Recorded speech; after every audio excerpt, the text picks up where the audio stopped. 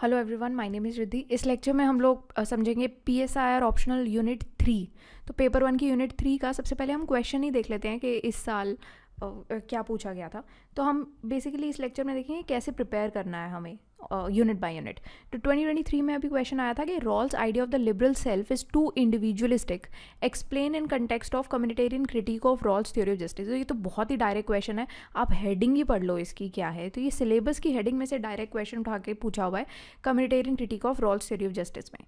But ये जो पहला पॉइंट है, Rawls idea of liberal self is too individualistic, तो इसका आंसर क्या बनेगा? इसका आंसर हमने काफ़ी बार डिस्कस भी किया है। इनफैक्ट ये बस आपको ऐसा लगेगा कि जैसे एप्लीकेशन बेस्ड क्वेश्चन है, बट अदरवाइज़ ये आंसर हमने काफ़ी बार यहाँ पर ही डिस्कस किया है। इनफैक्ट आप सिनॉप्सिस में भी हमने नोट्स में ये डिस्कस किया है।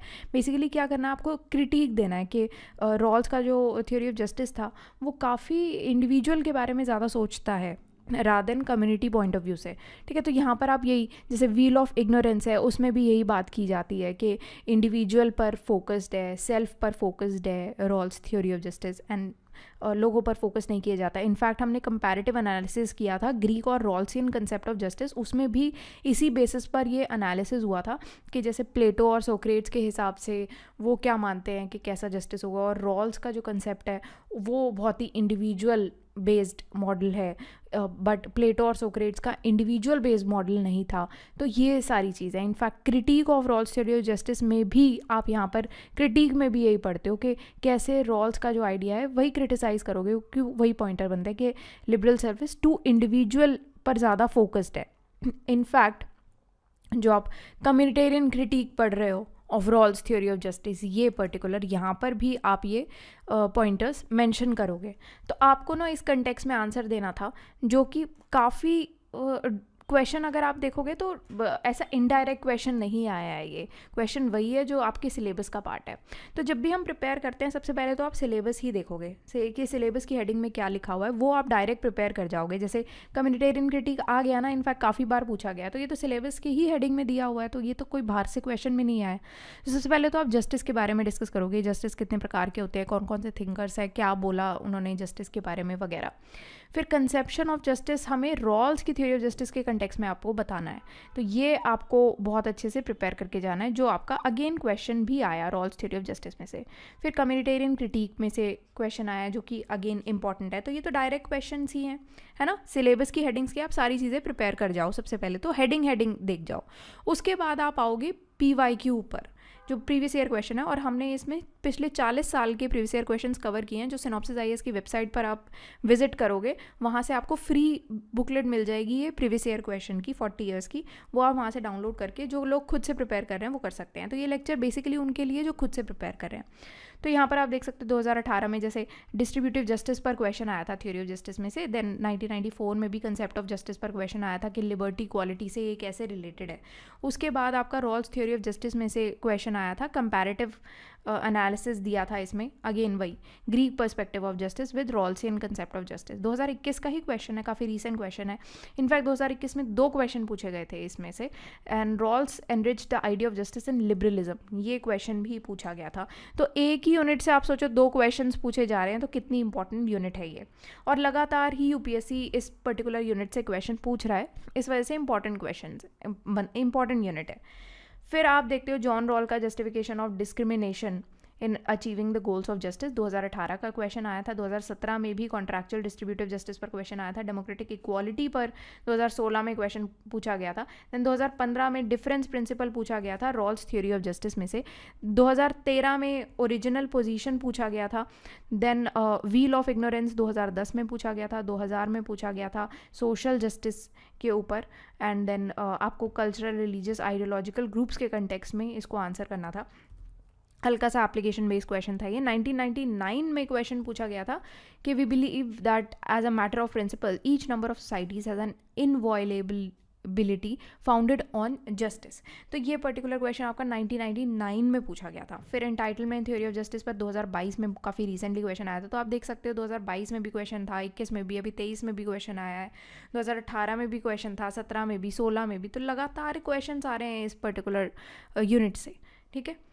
तो जो लोग कहते हैं ना थिंकर्स यूनिट बहुत इंपॉर्टेंट है, ऐसा नहीं है। थिंकर्स यूनिट में से कभी कभी क्वेश्चन आता है, और अदरवाइज आप ये लगा सकते हो ऑन एन एवरेज हर साल एक क्वेश्चन आ जाता है, वो आपका एवरेज है कि थिंकर्स में से हर साल में एक क्वेश्चन आता है। बट यूनिट 2 है, यूनिट 1 है, यूनिट 3 है इवन, इसमें एक साल में 2-2 3-3 क्वेश्चंस भी पूछे गए हैं। तो कितनी इंपॉर्टेंट यूनिट्स है, बस वो एक मार्केट में वो हाइप बन जाती है ना, वो अभी तक बनी हुई है।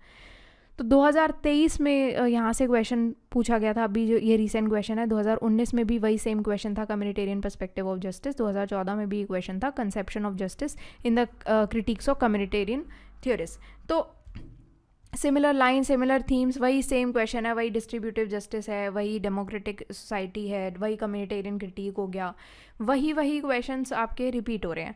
तो आपको ये समझ में आना चाहिए कि प्रीवियस ईयर क्वेश्चंस करके जाना हमारे लिए कितना ज़्यादा इम्पॉर्टेंट है, क्योंकि क्वेश्चंस रिपीट हो रहे हैं। तो ये सारे हम क्वेश्चंस कवर करेंगे, इसके आंसर्स आपको कवर करने हैं। और अब हम चलते हैं स्ट्रक्चर पे, सिलेबस पे। ये कैसे हमें पता लगता है कि स्ट्रक्चर क्या बनाना है, या हमें एक पर्टिकुलर यूनिट में क्या क्या प्रिपेयर करके जाना है। तो वो हमें पता लगता है कुछ बुक्स से, अच्छी बुक्स से हमें ये पता लग जाता है कि कौन से पर्टिकुलर टॉपिक में हमें क्या क्या पढ़ना होगा। ठीक है, कि अगर जस्टिस भी हैं तो कितने प्रकार के जस्टिस हैं, ये हमें कैसा पता लगेगा। प्रीवियस ईयर क्वेश्चन में तो 1-2 प्रकार के जस्टिस ही आज तक पूछे हैं पिछले 40 साल में, और अगर आप सिलेबस देखते हो उसमें तो सिर्फ जस्टिस ही लिखा है, उसमें भी कोई प्रकार के जस्टिस नहीं पूछा हुआ है। तो ये चीज़ आपको पता लगेगी आपकी बुक्स से। जैसे जॉन रॉल्स की किताब है थ्योरी ऑफ जस्टिस, ये आप रेफ़र करोगे, काफ़ी अच्छी बुक है, उससे आपके रॉल्स के जितने भी क्वेश्चन है सारे सॉल्व हो जाएंगे। फिर राजीव भार्गव अशोक आचार्य की इंट्रोडक्शन टू पॉलिटिकल थ्योरी, काफ़ी अच्छी बुक है, ये आप रेफ़र करो। ओपी गौबा रेफ़र करो। एंड देन चैप्टर 7 और 8 आपको रेफ़र करना है, इसका रॉबर्ट नॉजिक की बुक है एनार्की, स्टेट एंड यूटोपिया। इसका चैप्टर 7 एंड 8 आपको रेफ़र करना है, इसमें से आपके आंसर्स हो जाएंगे। तो ये पर्टिकुलर यूनिट के लिए ये आपकी बुक्स रेफ़र करनी है। Otherwise synopsis I guess one stop solution है, क्योंकि हम लोगों ने पिछले 40 साल के प्रीवियस ईयर क्वेश्चन के सोल्यूशन विद ये बुक्स को रेफ़र करके, जो भी सिलेबस की हेडिंग्स हैं और उन हेडिंग्स के अंडर जो भी टॉपिक्स बनते हैं वो सारे कंबाइन करके नोट्स बना दिया। और नोट्स कोई बहुत ज़्यादा नहीं है, बट आप ये समझो कि पिछले 40 साल इतना लंबा टाइम होता है कि सारे टॉपिक, सारे थीम कवर हो जाते हैं। और अगर आपको लगता है ना कि अरे ये वाले तो बहुत मुश्किल लग रहे हैं हमें, और बाकी जो लोग पढ़ाते हैं वो पॉइंटर्स में पढ़ा देते हैं, बहुत ईजी होता है, डिक्टेट करके पढ़ा देते हैं, तो प्लीज़ आप फिर वहीं से जाके पढ़ लो अगर आपके क्वेश्चन सॉल्व हो रहे हैं तो। जहाँ से आपको ये ऐसा नहीं होता है, आपको इन दी एंड ना हमें एग्ज़ाम निकालना है, हमें कोई PhD नहीं करनी है किसी भी सब्जेक्ट में। तो आपको ना वो चीज़ ध्यान में रखनी पड़ेगी कि आप कोई भी नोट्स रेफ़र कर रहे हो अगर, तो क्या उन नोट्स से आपके प्रीवियस ईयर क्वेश्चन सॉल्व हो रहे हैं या नहीं हो रहे। क्योंकि अगर सॉल्व नहीं हो रहे हैं ना क्वेश्चन, तो उन नोट्स का कोई फ़ायदा नहीं है। ठीक है, आप अभी मैंने यूनिट 1 आपसे डिस्कस की थी, उसमें जितने भी क्वेश्चंस आए थे वो प्रीवियस ईयर क्वेश्चन से ही सॉल्व हो रहे हैं, और तो बाकी छोड़ दो कि किसी और के नोट्स आपको रेफ़र करने की नीड पड़ती या कुछ और रेफ़र करने की, कोई नीड नहीं थी। यूनिट 1 के जितने भी क्वेश्चंस पूछे हैं सिर्फ प्रीवियस ईयर क्वेश्चन में से सॉल्व हो गए सारे, इस वजह से सिनॉप्सिस के नोट्स से क्वेश्चंस के आंसर बन गए। फिर यूनिट 2 भी हमने डिस्कस की थी, यूनिट 2 में से भी सारे क्वेश्चंस प्रीवियस ईयर क्वेश्चन से सॉल्व हो रहे हैं, इसी वजह से अगेन सिनॉप्सिस के नोट्स से सारे क्वेश्चंस मिल रहे हैं। यूनिट 3 में भी आप देख रहे हो कि प्रीवियस ईयर क्वेश्चन से रिपीट हो रहे हैं, इसी वजह से सिनॉप्सिस के नोट से हो रहे हैं। हम लोग ये नहीं कहते कि अरे हमारे नोट से आ गए, नहीं, प्रीवियस ईयर क्वेश्चन से आ रहे हैं। बच्चे पूछते हैं क्या हम खुद प्रिपेयर कर सकते हैं? ऑफ कोर्स आप कर सकते हो प्रिपेयर, प्रीवियस ईयर क्वेश्चन ही तो है, और है क्या इसमें, कुछ भी नहीं। स्ट्रक्चर सिलेबस यहाँ पर दे ही दिया है, तो ये आप इन हेडिंग्स को प्रिपेयर कर जाओ, आपका हो जाएगा। जो लोग परचेज़ नहीं करना चाहते हैं वो उन लोगों के लिए कि ये स्ट्रक्चर आपका दिया हुआ है, इसकी बुकलेट वेबसाइट पर आप जाओगे, वहाँ पर अवेलेबल हम लोग करा देंगे, वहाँ से आप डाउनलोड कर लेना कि स्ट्रक्चर सिलेबस क्या है। इनफैक्ट ब्लॉग पोस्ट में भी है, ये ब्लॉग से कॉपी पेस्ट कर लो ये। ठीक है, तो यहाँ पर थ्योरी ऑफ जस्टिस है फॉर एग्जांपल, तो इसमें आप सबसे पहले बताओगे कि मीनिंग क्या है, कंसेप्ट ऑफ जस्टिस होता क्या है, क्योंकि यही आपकी सिलेबस की पहली हेडिंग है। इसको हम अच्छे से एक्सप्लेन करेंगे। ओरिजिन क्या था, बैकग्राउंड क्या है, थिंकर्स पर्सपेक्टिव क्या है, देन कंसेप्ट क्या है जस्टिस का, टाइप्स ऑफ जस्टिस आप बताओगे।